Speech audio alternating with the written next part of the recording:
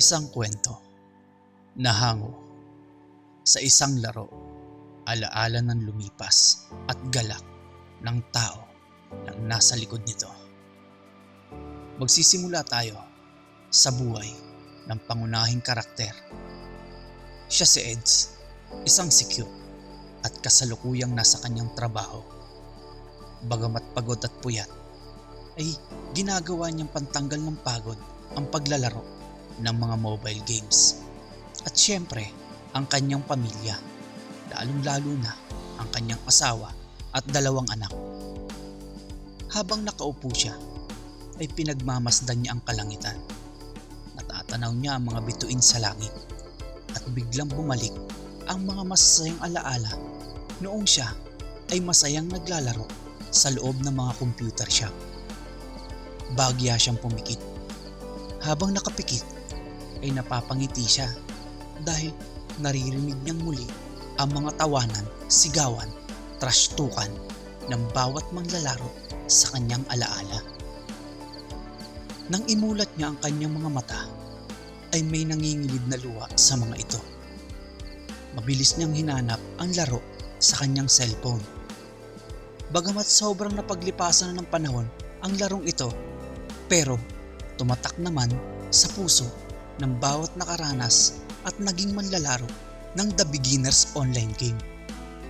Isang laro ito na MMORPG. Magpapalevel ka upang lumakas ka at may mga kasama ka na totoong player at mga NPC sa mundo ng laro.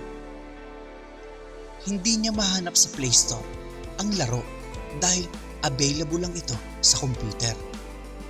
Pero biglang may pumukaw sa kanyang interes nang makita niya ang isang apps na katulad ng hinahanap niya. Dahil si Eds ay veterano na sa laro, inuna muna niyang basahin ang mga mechanics at details ng laro. Habang nagbabasa ay hindi niya mapigilan ang kanyang kagalakan dahil ang bagong larong pumukaw sa kanyang atensyon ay kahalin tulad ng larong nagpapaalala sa kanyang masasayang nakaraan. Kaya mabilis niya itong i-download. Medyo matagal pa ito. Makapag-ruby nga muna, sabi ni Eds sa kanyang sarili. Matapos ang pagro-ruby, nakabalik na si Eds sa kanyang pwesto at mabilis niyang tiningnan kung tapos na bang mag-download ang laro. Laking tuwa niya nang tapos na at pwede na siyang makapasok. Saglit na nagpalit ang mundo ni Eds. Ang kanyang kapaligiran ay naging isang magarbong paaralan na maiihalin tulad mo sa isang high school.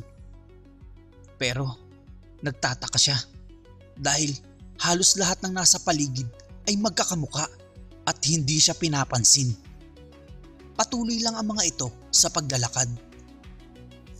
Biglang may lumitaw sa harapan ni Eds na isang libro, lumulutang na libro. At ang mga nakasaad dito ay ang mga regulasyon ng laro. At ang mga tinuturo dito ay ang pakikipaglaban mula sa kamao, mahika, espada at pana.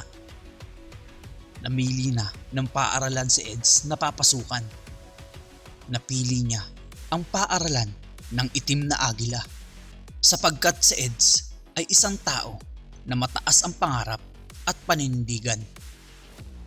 Nahahati sa 3 ang pagpipilian na eskwelahan ni Eds. Ang una ay ang puting agila. Pangalawa ay ang itim na agila at ang pangatlo naman ay ang batong apoy. Matapos mapili ni Eds ang eskwelahan ng itim na agila, sumunod naman ay ang paggawa at pagpili ng karakter sa laro mula sa buhok, hugis ng muka at katawan. Natapos na si Eds sa pagbuo ng napili niyang itsura ng kanyang karakter sa laro.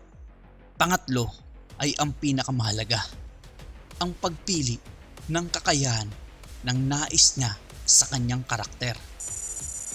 Napili niyang maging mahusay na mandirigma na gamit ang espada. Maliban sa pagiging mandirigma ng espada, ay may tatlo din itong kasanayan. Una, kasanayan sa lakas sa espada. Pangalawa, kahusayan sa liksi sa paggamit ng espada. Pangatlo, kasanayan sa katalinuhan sa espada. Napili ni Eds ang ikatlo, ang katalinuhan sa espada. Dahil si Eds ay medyo mautak at tuso, napakahirap niyang maisahan sapagkat siya ay veterano na sa mga online games. Matapos ang pag-aayos at pagpili ng tama sa kanyang karakter, ay nagsimula na ang kanyang paglalakbay sa mundo ng laro. Bigla siyang napuntang muli sa harapan ng gusali ng paaralan na kanyang napili, at muling lumitaw ang libro ng laro sa kanyang harapan. Nakasulat sa libro na kailangan niyang pumatay ng 10 ogag para tumaas ang kanyang kasanayan.